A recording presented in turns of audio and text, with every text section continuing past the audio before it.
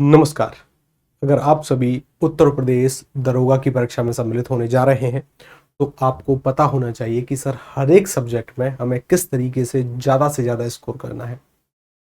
हम आज यहाँ बात करेंगे हिंदी की कि हिंदी में आप किस तरीके से अपना जो स्कोर है वह बढ़ा सकते हैं या किस तरीके से आप एक अधिकतम स्कोर तक पहुँच सकते हैं। हिंदी बहुत सरल सब्जेक्ट है और सरल होने के साथ साथ स्कोरिंग है। आप सामान्यतः जीएस में अगर हम बात करें कि आप 2024-23 के करंट अफेयर याद करके गए या पूरी कवर करके गए तो ऐसा संभव है कि जितना आप तैयार करके गए हैं उससे और पहले का पूछ दे या जीएस में किसी और टॉपिक से सवाल पूछ दे। लेकिन हिंदी एक स्कोरिंग सब्जेक्ट है, दिए गए पाठ्यक्रम के आधार पर ही आपसे सवाल पूछे जाएंगे। और सामान्यतः हिंदी हम दैनिक दिनचर्या में बोलते हैं, आम व्यवहार की भाषा है हमारी। ठीक, तो इसमें ज्यादा अधिकतम स्कोर करना सकारात्मक और बिल्कुल संभव है। ठीक है, बात करते हैं पहले हमारे पाठ्यक्रम की। कुल मिलाकर अगर देखा जाए तो 31 टॉपिकों के आसपास यूपीएसआई से सवाल बनते हैं। ऐसा है कि कभी कभी कोई एक आध टॉपिक इंट्रोड्यूस होता है, वहां से कुछ कुछ सवाल आते हैं, लेकिन ज्यादातर जो सवाल होते हैं वो इन्हीं 31 टॉपिकों से होते हैं। मिसलिनियस के तौर पर हम एक आध सवाल मान सकते हैं, वो एक अलग बात है। देखिए चर्चा करते हैं, ठीक है ना। सबसे पहले तो पाठ्यक्रम को समझिए। पाठ्यक्रम दिमाग में होना चाहिए किसी भी परीक्षा की तैयारी करते समय, क्योंकि आप टारगेट बनाकर जब पढ़ते हैं ना, टारगेट तब बनते हैं जब आपको पता हो कि आपकी परीक्षा में क्या क्या सवाल आने वाले हैं, किस किस टॉपिक से आने वाले हैं। ठीक है, ध्यान रखिएगा। तो सबसे पहले पाठ्यक्रम पर अगर हम चर्चा करें तो देखिए अपठित गद्यांश आप सभी वाकिफ हैं। 5 सवाल सम्मिलित होते हैं। अपठित गद्यांश से एक गद्यांश होगा, उसके नीचे उसके 5 सवाल। विद्यार्थी गलती करते हैं गद्यांश को पढ़ते समय कि सबसे पहले गद्यांश को ही पढ़ना शुरू करते हैं। नहीं, सबसे पहले सवालों को पढ़ना है, 5 के 5 को, क्योंकि 5 में से एक आध सवाल तो ऐसा होता है कि जहां पर आप उस गद्यांश में से किसी शब्द का पर्यायवाची पूछ लिया, विलोम शब्द पूछ लिया, इस तरीके के सवाल उनको टैकल जरूर करना चाहिए। ठीक है, अच्छी बात।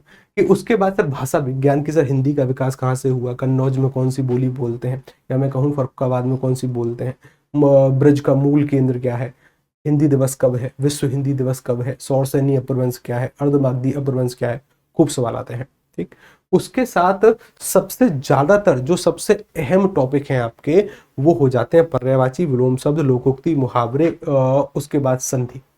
कौन से टॉपिक है? संधि। ये खासे सवाल यहाँ से सम्मिलित होते हैं। अगर मैं बातचीत करूं अपठित गद्यांश, पर्यायवाची, विलोम शब्द, संधि और आपके लोकोक्ति, मुहावरे और कुछ कुछ अशुद्धि वाले सवाल कि वाक्य को शुद्ध करिए, कि कौन सा वाक्य शुद्ध है, कि कौन सा वाक्य अशुद्ध है, इसमें लगभग आपका 40% सिलेबस छपा हुआ है। कितना? 40। कुछ चुनिंदा टॉपिक है जो कि अप्रोक्स 40% सिलेबस को लिए हुए हैं। अच्छा, कि अगर हम बातचीत करें सर वर्ण विचार यानी वर्णमाला से भी अच्छे खासे सवाल आते हैं। प्रत्येक शिफ्ट में 2-2 सवाल देखने को मिलते हैं, कभी कभी एक भी, कभी कभी 3 भी।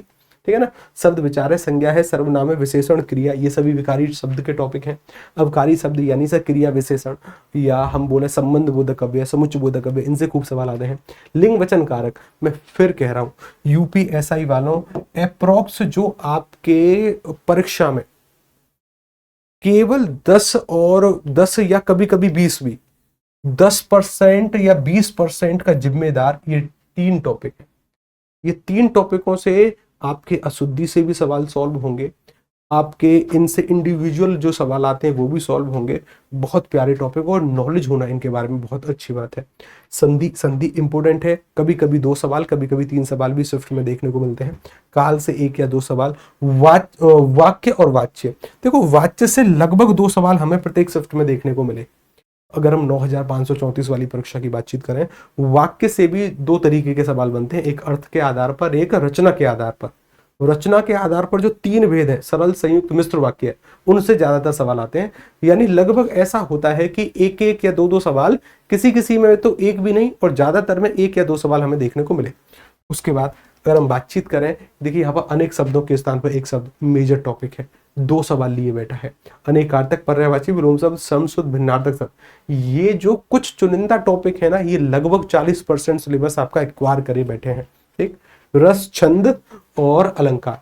रस, छंद, अलंकार, ये तीनों टॉपिक ऐसे हैं जहां से 2-2 सवाल या किसी एक टॉपिक से 1-1, यानी कुल मिलाकर ओवरऑल इन 3 टॉपिकों की बात करें 4 या 5 सवाल यहां से आते हैं। कि सर फिर यहां से कहानी शुरू होती है साहित्य की, और साहित्य एक समुद्र है। ठीक है ना। उस पूरे समुद्र को नहीं समझना है, उस समुद्र में से कुछ कुछ बूंदें चुराने का प्रयास हमें करना है। आपको पता होना चाहिए कि आपको क्या कुछ पढ़ना है, ठीक है ना। साहित्य के 4 युगों को आपको कवर करना है, और ऐसी कोई रचना जिसको किसी न किसी उपहार से या किसी न किसी पुरस्कार से सम्मानित किया गया है, जैसे ज्ञानपीठ पाने वाली प्रमुख व्यक्ति या उनके लेखक, ज्ञानपीठ, व्यास, सरस्वती और साहित्य अकादमी, इन सभी की रचनाएं और लेखक अक्सर पूछे गए हैं, ठीक है ना, उन पर पकड़। उसके बाद अगर हम सर पत्र लेखन पर उतना ज्यादा फोकस आपको करके नहीं चलना है, ठीक है ना। हमें केवल 53 शिफ्टों में से एक शिफ्ट में सवाल दिखा पत्र लेखन का, केवल 53 शिफ्टों में एक सवाल था, ठीक है ना। अच्छा, समास, मुहावरे, लोकोक्ति से 2 सवाल होते हैं, ठीक है ना। समास से भी लगभग 2 सवाल होते हैं। इसके बाद अगर हम बात करें, हमने पहले ही कहा कि पत्र लेखन को आपको ज्यादा फोकस में लेकर नहीं चलना है। इसकी जगह आप मान सकते हैं विविध, कि कोई एक आध टॉपिक ऐसा होगा जिससे कभी कभी सवाल आते हैं, जैसे, ठीक है ना, अच्छी बात है। तो इन टॉपिकों पर मेहनत करिए। डेली क्लासेस चल रही हैं आपकी, कब? 11:30 बजे डेली क्लासेस हो रही है हिंदी की। अभी हम पहले पाठ्यक्रम कवर कर रहे हैं वहां पर। पाठ्यक्रम में अभी शायद आपके साहित्य शुरू वहां पर होने वाला है। साहित्य की अप्रोक्स 8 से 10 क्लासेस होंगी। उसके बाद 53 शिफ्टों को जो यूपीएसआई ने 9534 परीक्षा के दौरान पूछा था, उन प्रत्येक शिफ्ट का हम सॉल्यूशन वहां पर करेंगे। आप पिछली कोई भी 20 वीडियो या कोई भी 10 वीडियो दुगनी स्पीड पर लगाइए और पहले सुनिए कि आपको समझ में आ रहा है या आपको नहीं। मेहनत करिए, मेहनत करने के साथ साथ आगे बढ़िए। पूरी टीम आपके लिए शुरुआत से ही यूपीएसआई के लिए सक्रिय है, और अच्छे से आप टीम के साथ सीख भी रहे हैं। इस तैयारी को दिवाली के बाद यानी त्योहार के बाद फिर से आपको सक्रियता से शुरू करना है। फिर मिलते हैं हम क्लासेस में। 11:30 बजे हिंदी की क्लास हो रही है, बाकी भी क्लासेस हो रही हैं, सभी में विजिट करिए। तब तक के लिए नमस्कार, धन्यवाद, राधे राधे।